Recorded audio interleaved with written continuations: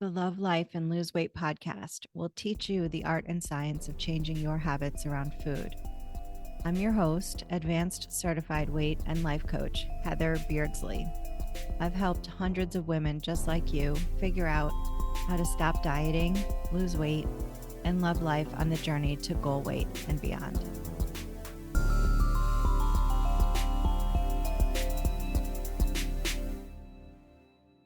Hi, welcome to episode 35, Snacking Weight Loss Saboteur number 1. I went on a little bit of a rant on episode 34. In my troubleshooting, I mentioned how much snacking is like the hidden troubleshooting issue with so many of my clients. When they stop seeing the scale move, it's usually snacks. Like the vast majority of times it's snacking. And I got some comments back on it, and many of you just want to know more about snacking and how I think about it. And so I'm going to just do a quick overview of how to fall out of love with snacking. So the question is, why do we want to snack so much? What's the deal? And if you just look back into the history of weight loss and probably your participation in traditional weight loss programs, for many of my clients and myself, it was for decades that I was thinking that I needed to stop eating so much and I had to restrict myself from having the kinds of foods that I wanted and to eat less and to always be hungry. So when you play the calorie game of weight loss, where you parcel out small amounts of food so that you can try to lose weight, and of course it works for a while, right? What happens is you feel very restricted because you have these thoughts like, I can't have what I want. I have to be good. I can't eat a lot. I have to wait till I'm really hungry. I'm going to save up calories and I'll eat later. This all creates like this prison mentality of like being in the jail of restrictive weight loss.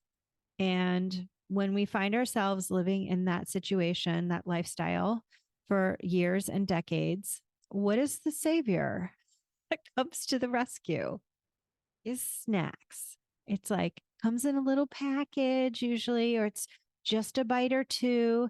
It takes the edge off of hunger and it's not enough to make a difference. These are all things that your brain will say about snacking. And it's kind of like your trap door out of restriction mentality that feels so terrible. And this is why we hold on to snacking as our savior, the thing that we need to throw in our purse in case we get too hungry and all this other stuff.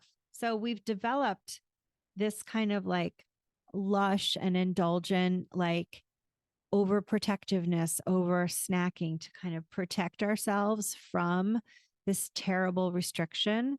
And so like you're here, right? Like you're listening to my podcast. Maybe you're a member of No BS and you're committed to losing weight. And the brain is like, oh, she's dieting again. And that's just kind of like the sensibility that unless you check that with your brain, will sort of open the door to the snacking that happens. Because the brain's like, well, she's dieting, so we're going to need to plan for snacks. We got to plan for snacks. And of course, there is a place for you to plan for snacks. But if you notice on my planner that you can download when you join my email list, the place for snacking specifically says it has to be eaten with physical hunger. If it is not, it's a planned overeat. Okay. So the thing is that when you change from restrictive calorie counting as the methodology to lose weight to intuitive weight loss, where we wait for physical hunger before we eat and then we eat to enough, that's not restriction. I mean, think about the definition of enough. It's that you're satisfied. There is no more hunger. You're not under eating. You're not shooting to eat underneath satisfied. You're eating to satisfied, where you're neither hungry nor full. And so it's like a neutral place. I'm going to say that one more time. When you eat to satisfaction, it means that you neither have a need for hunger and that you're hungry anymore, nor are you full. You're just in a state of neutrality over hunger. So, what this looks like throughout the day and your experience of it is that you're satisfied until you're definitely hungry, and then you're satisfied until you're definitely hungry. Then you eat. Then you're satisfied until you're definitely hungry. So, intuitive weight loss is hopefully a long present experience of either satisfaction, where you're neutral, you're neither full nor hungry, with intermittent periods of sensing physical hunger that you relieve before you get overly hungry. But you also aren't eating at the first whisper of hunger. You're eating when you have definite physical hunger that is easy to manage, okay, physically and emotionally. Okay. So if that's the case, where does snacking fit in with that? It doesn't, because you're going to be relieving your hunger with a meal. So snacking is a verb, and it's also like a noun. Like a snack is a noun, it's a thing. So snacking is the action of eating in between meals. That's different from a snack, which is a type of food class. I mean, that's subjective, right? Somebody can think an apple is a snack and another person won't. But the point I'm trying to make is that you can still have snack food. You can have whatever food you want and lose weight as long as you're having it at the time that you feel hungry. So, this is what I'm saying. Like, there's no space in which eating when you're not hungry as a snacking activity, there's no place for it in intuitive weight loss. There just isn't. Okay. I mean, maybe you're the kind of person that the way that you eat and the way that your body is means that you have 4 meals a day. That's fine. I mean, I wouldn't call one of them a snack. I would just say, like, I prefer to eat 4 times a day. I don't like the term snack because it gives this idea that we're unable to handle hunger and we're unable to handle normal everyday appetite cues that herald it's time to think about eating. And like how some we just don't have enough time to like stop and eat, so we have to pacify ourselves with a snack, like a pacifier, right? It's just such bullshit, and it's a crutch left over from diet mentality and diet thinking, restrictive diet thinking.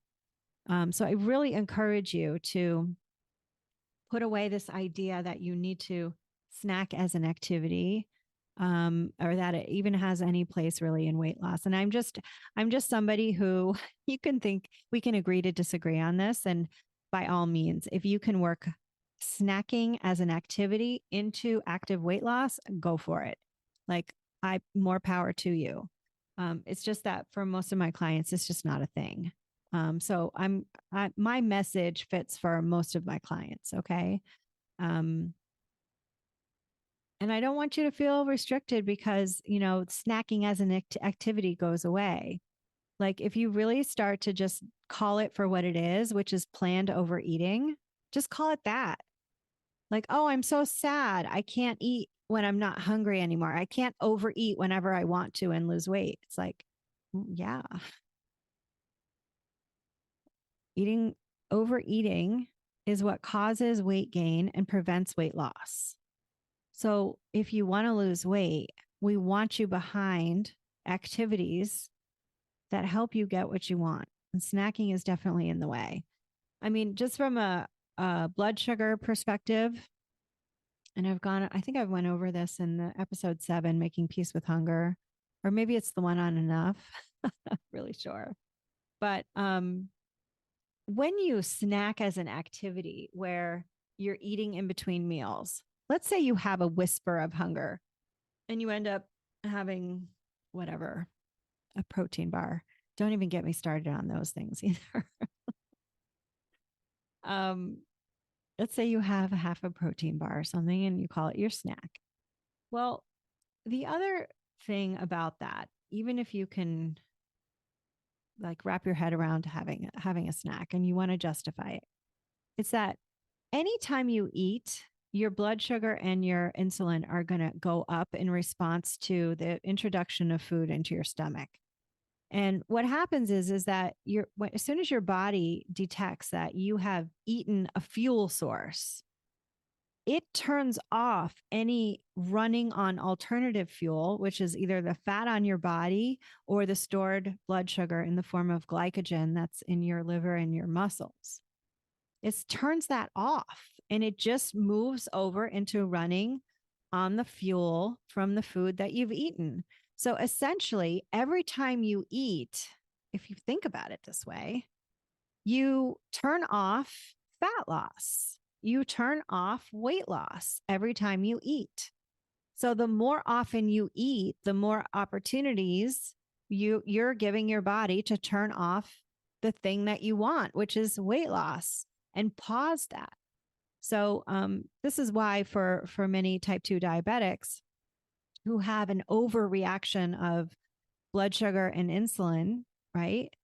They recommend eating less often so that the body can handle that better because you're already at a disadvantage. You can't use the fuel efficiently when you have prediabetes or type 2 diabetes. That happens when you eat food. And this is why snacking, it's probably better. And you talk to your doctor about this, of course, but it's probably better to have fewer eating opportunities so that your body only has to handle that overflow fewer times in the day. And that can all work for us whether we have prediabetes or not, where if you just focus on eating when hungry and stopping at enough where you're truly satisfied from your meal, you don't feel restricted, right? You feel like you enjoyed your food. You're neither hungry nor are you full. You're satisfied and you don't need to eat again until the next meal. If you're chronically unable to make it from your meal to the next meal, I want you to look at that. Look at the data. Does that change with the types of food that you eat? Or are your meals too far apart for the kinds of food? Like certain foods, like fruit, is kind of digested pretty quickly in the gut and it kind of moves through you pretty quickly. So, the kinds of food that you eat can also keep you or hold you in a satisfied place for longer. So just experiment with that. And if you think it's really a problem, you should talk to your doctor. Run some labs and see what's going on there underneath the hood. But for most of you, you just have this like lush relationship with snacking as an activity that you don't want to let go of. And I just want you to see it for what it is. It's a frenemy of your weight loss. Okay. It's fooling you into thinking that you want it when I know as your coach, 9 times out of 10, it's just in your way of your weight loss. Okay. So now you know how I really feel about snacking. Do I snack sometimes? Of course I do. Of course I do. But I'm at the point now where even the most alluring snack, which is usually probably popcorn at the movie theater, I'm usually not that hungry when we go to the movies.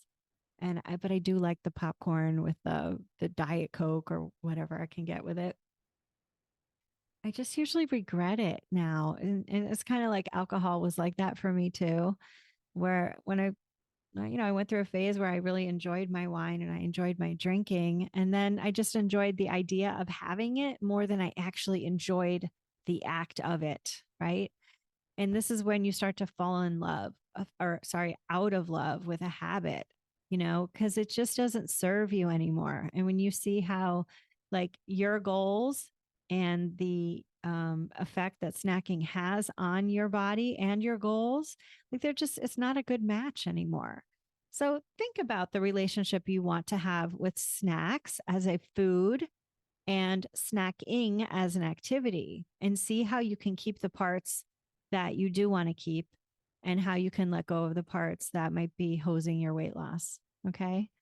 So come visit me on Instagram at the Real for episode 35. And let's talk about snacking. I mean, maybe you feel differently. Let me know how you feel about it. Stay focused and so long.